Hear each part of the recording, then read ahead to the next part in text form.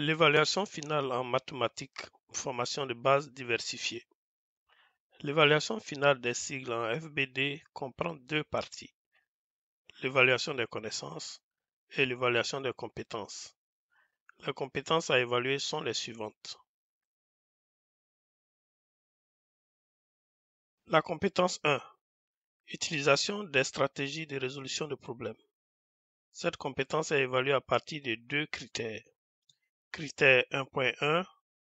Manifestation oralement ou par écrit d'une compréhension adéquate de la situation problème. Critère 1.2. Mobilisation de stratégies et de savoirs mathématiques appropriés à la situation problème.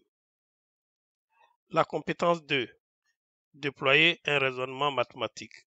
Cette deuxième compétence s'évalue à partir de trois critères qui sont Critère 2.1. Utilisation correcte des concepts et des processus mathématiques appropriés.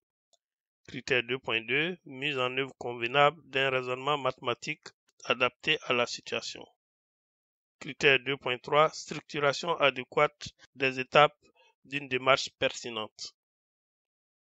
Autre compétence, communiquer avec le langage mathématique. Cette compétence n'est pas formellement évaluée car elle sert de toile de fond aux deux autres compétences. La pondération est répartie comme suit. Compétence 1, 30%, dont critère 1.1, 10%, et critère 1.2, 20%. Compétence 2, 50%, dont critère 2.1, 20%, critère 2.2, 20%, et critère 2.3, 10%. Ce qui fait un total, vous l'avez remarqué, de 80%. Les 20% restantes de la note finale sont réservées à l'évaluation des connaissances. À présent, intéressons-nous à la description de chacun de ces critères d'évaluation. Critère 1.1. Ce critère mesure la capacité de l'adulte à cerner les éléments recherchés en s'appuyant sur l'énoncé de la question et à dégager les renseignements pertinents en tenant compte des contraintes nécessaires au traitement mathématique de la situation.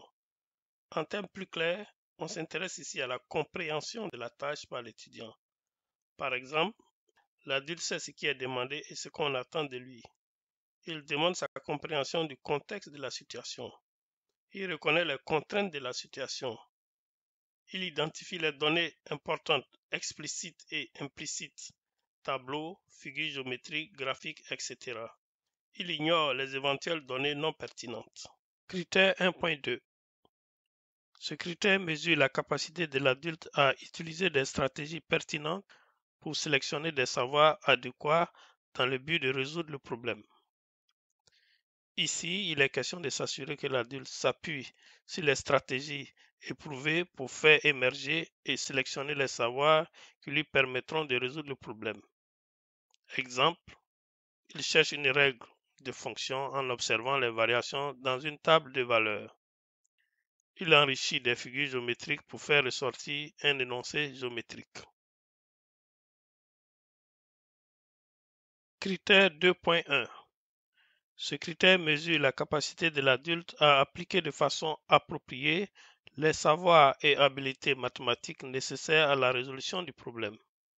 C'est ici que l'exactitude dans l'application des savoirs et des habiletés mathématiques pour la résolution des tâches est évaluée. Exemple, l'adulte détermine la fonction qui décrit la situation en effectuant l'algorithme approprié. L'adulte obtient le résultat exact attendu dans l'exécution d'un algorithme ou d'une procédure. Critère 2.2. Ce critère mesure la capacité de l'adulte à présenter une démarche cohérente en faisant appel aux savoirs et aux habiletés appropriées. Ce critère permet de vérifier la cohérence mathématique de la démarche proposée par l'adulte, c'est-à-dire si les savoirs et les processus mathématiques utilisés permettent d'aboutir à ce qui est recherché. Logiquement, ce critère doit être évalué avant le critère 2.1 vu précédemment. Critère 2.3. Ce critère mesure la capacité de l'adulte à présenter une démarche structurée qui respecte les notations et les conventions mathématiques. La réponse est cohérente au regard de sa démarche et du contexte de la situation problème.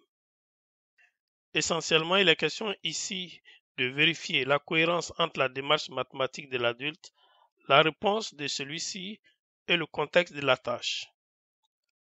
Le respect de l'adulte des codes du langage mathématique, symboles, notation, conventions, etc.